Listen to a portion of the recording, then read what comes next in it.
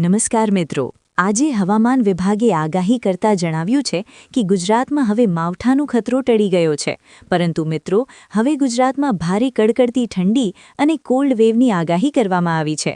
તો મિત્રો આજે આપણે આ વિડીયોમાં ગુજરાતના હવામાન સમાચાર અંગેની વાત કરીશું, જેમ કે હવે ગુજરાતમાં ઠંડી કેવી પડશે, પવન કેવો ફૂંકાશે અને મિત્રો માવઠું જો આવશે તો કયા વિસ્તારોમાં ભારે નુકસાન કરશે, તે તમામ નાના મોટા સમાચાર આજના આ વિડીયોમાં આપણે વાત કરીશું. તો મિત્રો આ વિડીયો શરૂ કરીએ એ પહેલાં જો હજુ તમે અમારા આ વિડીયોને તમારી એક લાઇક નથી કરી તો જરૂરથી કરી દેજો અને અમારી આ હવામાન ખાતાની યુટ્યુબ ચેનલને સબસ્ક્રાઇબ પણ જરૂરથી કરી દેજો.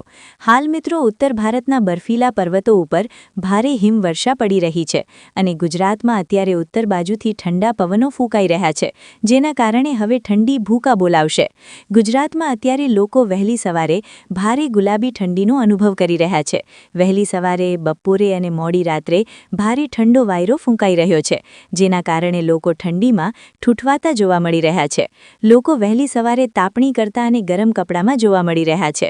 હાલ મિત્રો ગુજરાતમાં 25 કિલોમીટર પ્રતિ કલાકની ઝડપે પવન ફૂંકાઈ રહ્યો છે, જેના કારણે હાઈવે ઉપર વાહન ચલાવતા લોકોને ભારે મુશ્કેલી પડી રહી છે, કારણ કે હાલ મિત્રો ભારે પવન ફૂંકાતા અને વહેલી સવારે રસ્તાઓ ઉપર ગાઢ ધુમ્મસના કારણે વાહન અકસ્માતો વધી રહ્યા છે. મિત્રો શિયાળાની ઋતુમાં ભારે ઠંડીને કારણે રસ્તાઓ ઉપર જોવા મળતા ગાઢ ધુમ્મસ અને કડકડતી ઠંડીના કારણે લોકોના હાથ પગ જામી પડતા અકસ્માતો બની રહ્યા છે. મિત્રો અત્યારે સરકારની વિગતો ઉપરથી જાણવા મળે છે કે છેલ્લા 24 કલાકની અંદર ઠંડીના કારણે 100 કરતાં પણ વધુ અકસ્માતો સામે આવી રહ્યા છે. મિત્રો હવામાન વિભાગે આજની આગાહીમાં જણાવ્યું છે કે 26મી જાન્યુઆરી પછી ઠંડીમાં ભારે વધારો થવાનો છે અને ફૂલ ગુલાબી ઠંડીને કારણે લોકોને સાવધાની રાખવા પણ જણાવ્યું છે. હવામાન વિભાગે ગુજરાતના દરિયાકાંઠાના જિલ્લાઓમાં એલર્ટ જાહેર કર્યું છે, કારણ કે મિત્રો અત્યારે દરિયામાંથી તોફાની પવનો ફૂંકાઈ રહ્યા છે, જેના કારણે કાંઠાના વિસ્તારોમાં વધુ ઠંડી જોવા મળી રહી છે. અત્યારે ગુજરાતના માછીમારોને દરિયામાં ઉતરવાની મનાઈ કરવામાં આવી છે. મિત્રો ત્યાર પછી આજે હવામાન વિભાગે વહેલી સવારે જે નવી આગાહી કરી છે તેના ઉપર એક નજર કરીએ તો મિત્રો દેશના ઉત્તરના પર્વતીય પ્રદેશોમાં શક્તિશાળી વાવાઝોડું અને તેની સાથે આવેલા કોલ્ડ વેવના કારણે ઉત્તર ભારતથી લઈને ગુજરાતના ભાગોમાં ઠંડીનું મોજું ફરી વળ્યું છે.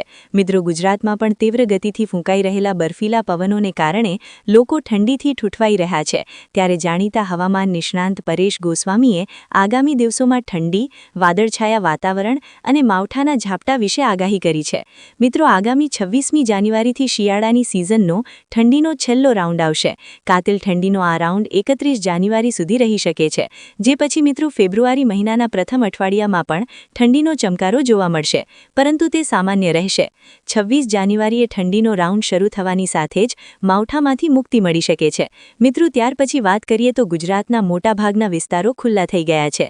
જો કે 27થી 29 જાન્યુઆરી એમ 3 દિવસ સુધી ગુજરાતના છૂટા છવાયા વિસ્તારોમાં ઘાટા વાદળો જોવા મળી શકે છે. ખાસ કરીને ઉત્તર ગુજરાત અને કચ્છના ભાગોમાં વાદળછાયું વાતાવરણ રહી શકે છે. આ વાદળોની ઊંચાઈ થોડીક વધારે રહેવાની હોવાથી માવઠાનો ખતરો જોવા મળશે નહીં.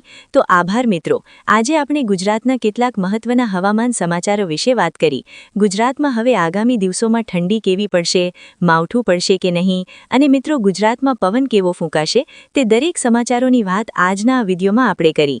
જો મિત્રો તમને આ વિડીયો પસંદ આવ્યો હોય અને આવા જ દરરોજના તાજા હવામાન સમાચારોની સૌપ્રથમ માહિતી મેળવવા માંગતા હોવ તો અમારી આ યુટ્યુબ ચેનલને સબસ્ક્રાઇબ જરૂરથી કરી દેજો.